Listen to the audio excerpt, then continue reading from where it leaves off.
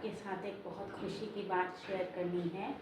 मेरी book tenses the blossoms of English grammar, author Ankita Singh यानी कि मैं, आज ये इंटरनेशनल स्पीड पोस्ट के द्वारा लंदन शिप हुई है।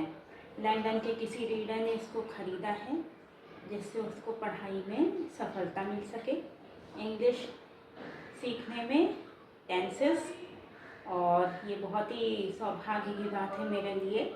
ये आप सबके ही बेस्ट विशेष से पूरा हो पाया है और इसी खुशी में आज जो है चलो हम एक चीज़ सीखें।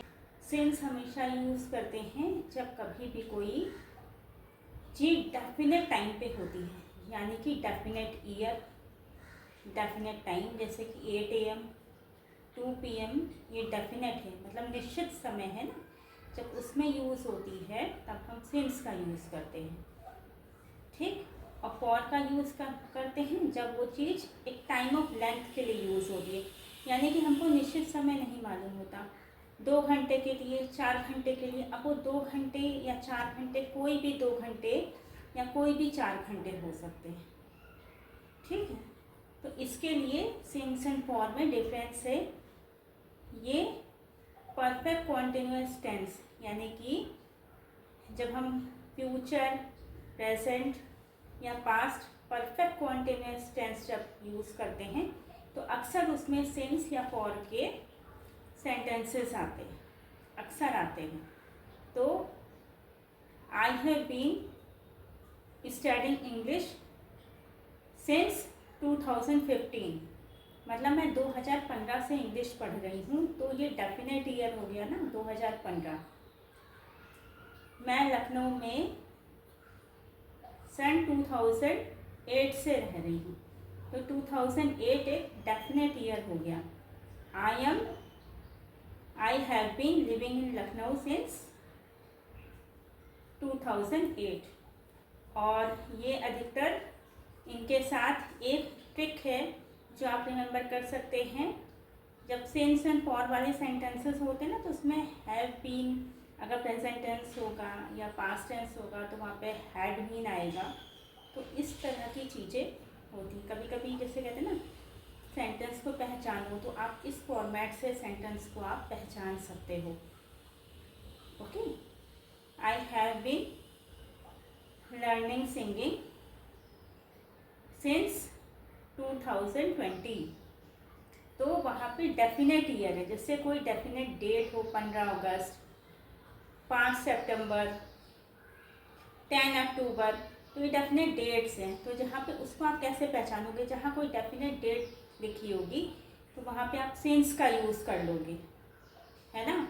और जब कोई लेंथ, मतलब समय की अवधि होगी, तो वहाँ पे फॉर आएगा।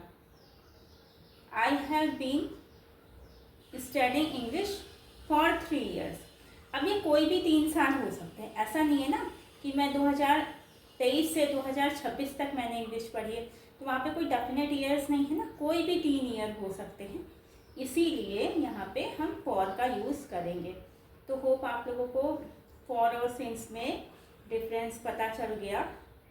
सिंस हम तब यूज़ करेंगे जब कभी भी डेफिनेट पीरियड ऑफ टाइम होगा, डेफिनेट समय, कोई definite date, definite year, definite time, सुबह 5 बजे, शाम 7 बजे, तो वहाँ पे डेफिनेट टाइम दिया है ना, घड़ी देख के डेफिनेट टाइम, ठीक है।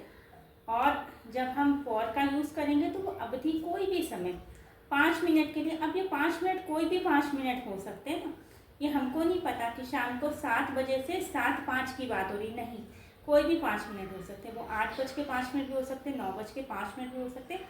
तो यहाँ पे आप अपना ब्रेन यूज़ करिएगा जब इस तरह के सेंटेंसेस आएँ।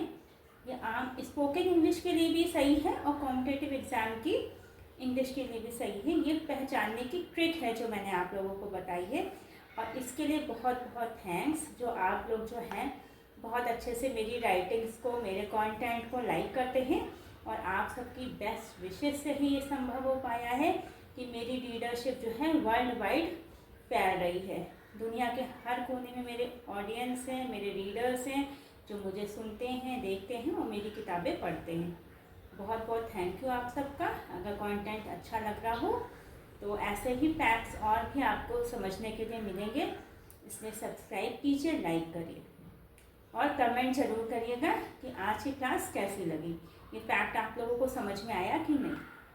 अगर कोई फैक्ट नहीं भी समझ में आएगा तो मैं इसको दोबारा से समझा दूँगी।